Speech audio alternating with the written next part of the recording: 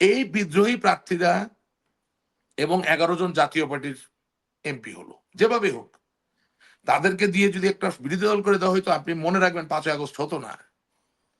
যেই দিন এই বিদ্রোহী প্রার্থীদেরকে আমরা গণভবনে ডাইকে না বলাইলাম যে ওরা আমার ডাইন হাত, তোমরা আমার বাম হাত, সেই দিনই এই নির্বাচনের আন্তর্জাতিক গ্রহণযোগ্যতা শেষ।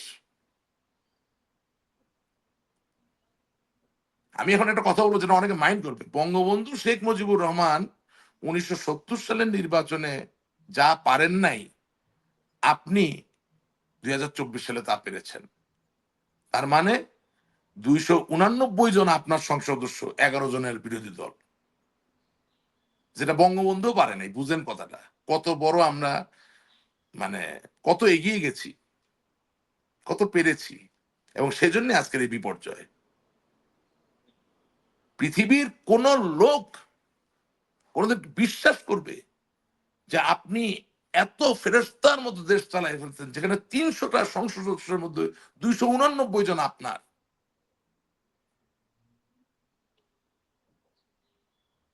যদি কোনোদিন আপনার চাকরি চলে যায়, যদি আমার কোনোদিন খাওয়ার টাকা পয়সা না থাকে, তাহলে আমরা উন্নত বিশ্বের যে কোনো একটা কমেডি ক্লাবে গিয়ে যদি এই জোকটা বলি যে আমি একটা নির্বাচন করেছিলাম, সেই নির্বাচনে আমি এত ভালো ছিলাম যে 300টি আসনের মধ্যে 289টি আসন আমি পেয়েছি, মানুষ হাসতে হাসতে পড়ে যাবে, আপনাকে অনেক বকশিস দেবে। আমার কথা হচ্ছে যে আপনি রিয়েলিটির বাইরে আসবেন কেন? রিয়েলিটির বাইরে আসলেন কেন?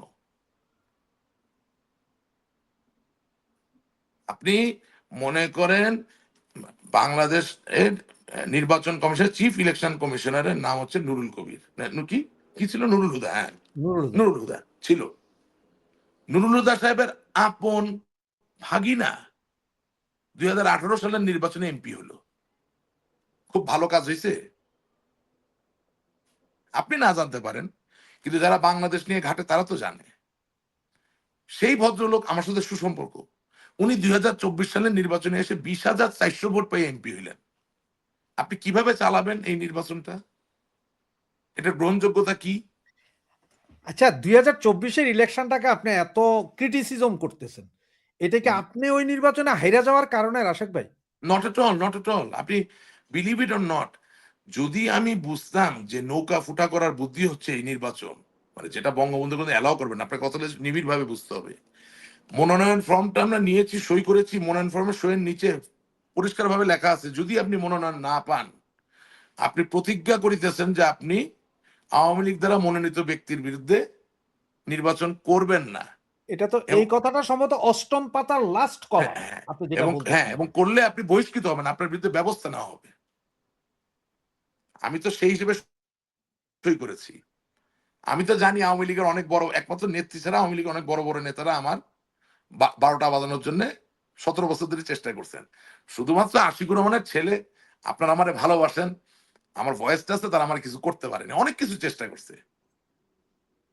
আপনি মনে করেন এই যে এখন নাজমুল হাসান কলিমুল্লাহ যে জেলে আছে, সে বেগম রোকেয়া বিশ্ববিদ্যালয়ের ভিসি ছিল, তাকে ফোন করে কেন্দ্রীয় কমিটির 2 বড় বড় নেতা ফোন করে বলতেছে আপনি রাশেক রহমানকে আপনার বিশ্ববিদ্যালয়ে ডাকেন কেন? Can you imagine? এই বিপু মন্ত্রীকে ফোন করে বলতেছে অমুক মন্ত্রী যে তাকে অমুক প্রতিষ্ঠানে কেন আপনি তার অ্যাডভাইস নিচ্ছেন বা হেল্প নিচ্ছেন। ধরেন এই বিএনসিসির আমি গুডউইল অ্যাম্বাসেডর ছিলাম, যে ডিজি ছিল তাকে মন্ত্রী মন্ত্রী মন্ত্রী কোথায় আমি কোথায়, মন্ত্রী ফোন করে বলছে না যে তাকে কেন বানাইলেন? বা ডিজি সাহেবও সেনাবাহিনীর লোক, শক্ত লোক, বলছে স্যার ওনার কোয়ালিটি আছে এই জন্য আমরা বানিয়েছি, আমি একা বানাইনি, there is a committee, there is a board. তো মন্ত্রী ভেপাচাকা খেয়েছে আমি জানি।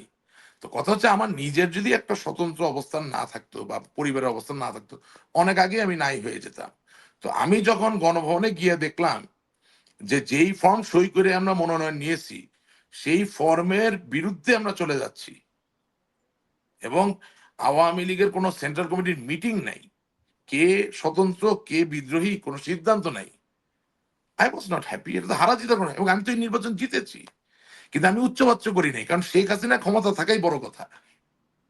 রাশেক রহমান আজকে না হলে পরে হবে, কিন্তু সংসদটা চললো না তো। আমি মনে করেছিলাম ঠিক আছে 64+11 মানে 75, 75 জনের বিরোধী দল হলে আওয়ামী লীগ খুব সুন্দর দেশ চালাতে পারবে, কারণ 75 জন সমালোচনা করবে, সঠিক কথা বলার চেষ্টা করবে, সত্য তুলে ধরবে। আর আওয়ামী লীগের যারা স্বার্থান্বেষী মহলের কিছু লোক, সবাই তো না, তারা একটা চাপে থাকবে এবং নেত্রী বিরোধী দলের কথাকে উপলক্ষ ধরে তাদেরকে চাপ দিতে পারবে, এই তোমাদের সম্বন্ধে এই অভিযোগ।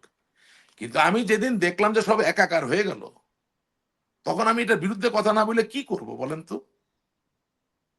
যেই সচিব নৌকা করি নৌকা করি নৌকা করি তেল মারতে মারতে সচিব হইলো, সেই সচিব বিক্রি হইলো যে নৌকা পাইলো না তার কাছে। আপনি কি শিখাইলেন তাহলে নিজের দলের লোককে? যেই ছাত্রলীগ আজকে আন্দোলন করবে, আমি তাদেরকে সেলুট জানাই, এখনো চেষ্টা করছে, সেই ছাত্রলীগের সেন্ট্রালের একজন নেতা বদরগঞ্জে যায় কাজ করে নৌকা, আর আমার এলাকায় এসে কাজ করে আরেক মার্কার। আপনি তাকে ছোটবেলা থেকে তো বেশ সাহস শিখাইলেন। খারাপ লাগলো আমার কথাটা? ছাত্রলীগের ছেলে সেন্ট্রাল কমিটির লিডার, তাকে আপনি অ্যাসাইন করেছেন বদরগঞ্জে নৌকার কাজ করতে, আর ও মিঠাপুকুরে আইসা নৌকা ফুটা করে। ওরা তো আপনি বেশ সাহস শিখাইলেন, ও বেশ থেকে খারাপ। আপনি মনে করেন আপনি কি আজকে আমাকে চিনেন নাকি আপনি আগে থেকে চিনেন? আমি আপনাকে চিনি মানে ফেসবুকে, পেপার পত্রিকায় পড়ছি। Right, exactly. সো আমার যে সাংগঠনিক সম্পাদক বাংলাদেশ আওয়ামী লীগের কেন্দ্রীয় কমিটি, আমাকে যখন মাননীয় নৌকা দিলেন, আমি তো কৃতজ্ঞ। এই সাংগঠনিক সম্পাদক যখন খাইতে পারতো না, তখন তো আমি তাকে পকেট থেকে 5,000 টাকা করে দিছি। তার আমি 31 বছর ধরে চিনি। সে কি একবার আমার এলাকায় আসছে নৌকার জন্য ক্যাম্পেইন করতে? জিজ্ঞেস করেন তো। সে আওয়ামী লীগের সাংগঠনিক, তারা আপনি কি শিখাইলেন? বেশ সহজ শিখাইলেন। আর তার ছেলে আবার ফেসবুকে পোস্ট দেয় শেখ হাসিনার ফাঁসি চাই, এটা নাকি আওয়ামী লীগের সাংগঠনিক সম্পাদক। এখন আমি যদি এর নেতৃত্ব না মানি, এর জন্য আমি এখন হয়ে যাচ্ছি হাইব্রিড। তো ভাই আরে তোর ছেলে শেখ হাসিনার ফাঁসি চায়, তোরে তো আমি ফার্স্টে পাইলে তোকে আমি আগে প্রহার করব, যে তুই তো নিজের ছেলে মেরে কন্ট্রোল করতে পারস না, হারামজাদা। তুই আওয়ামী লীগের সাংগঠনিক সম্পাদক হয়েছিস রাশেক ভাই, আপনারা নিয়ে আমি ব্যাপক কনফিউজ ভাই। কেন? আমি ব্যাপক কনফিউজ। বলেন কেন? ধরেন গত 24-এর আগ পর্যন্ত যেই রাশেক রহমানকে আমরা চিনি, আমরা বলতে আমি ব্যক্তিগতভাবে আমি চিনি, কারণ আমি যদি বিদেশে থাকি আমি অন্য কিছু দেখার সম্ভাবনা, মাঝে মধ্যে যে টিভি টক না শো না, গুলো ঠিক দেখতাম আছে, তখন। ঠিক আছে, ঠিক আছে। এই রুমিনা ফারহানার কথা খুব ভাল লাগতো। আবার ওই কখনো যদি আপনারা দেখাইতেন না, ওই যে বিএনপির একটা নেত্রী ছিল গয়েশ্বরচন্দ্র রায়ের পুত্রবধূ, কি জানি নাম, হুম, হুম, মহিলা বুঝছি, নিপুণ রয়। নিপুণ রায়, ওরে দেখলে টিভিতে, ওরে দেখলে আমার খুব মজা লাগতো যে হ্যাঁ আইসা একটা সুন্দরী মহিলা। আর আপনারা তখন দেখতাম যে খুব আওয়ামী লীগের স্ট্যান্ড বাজি করতেন, হেভি এখনো টক করি, শো, এখনো ফাটায় করি, ফেলাইতেন। এখনো করি। এখন দেখি যে পুরাই মানে 50% নো, বিপরীতমুখী। ওইটাই তো প্রবলেম, যে আপনার এখানে এসে আমি কি বললাম যে আওয়ামী লীগের নিষিদ্ধ করলেও তো নিষিদ্ধ হবে না, ওইটা তো ভুলে গেলেন আপনি। স্ট্যান্ড বাজি না তো কি? আপনার এখানে এসে আমি কি বললাম যে শেখ হাসিনা ছাড়া অন্য কোনো নেতৃত্ব নেই, ভুলে গেলেন তো? না ভাই, তখন তো আপনারা 100% না খালি না আওয়ামী লীগের সুনাম করতেন।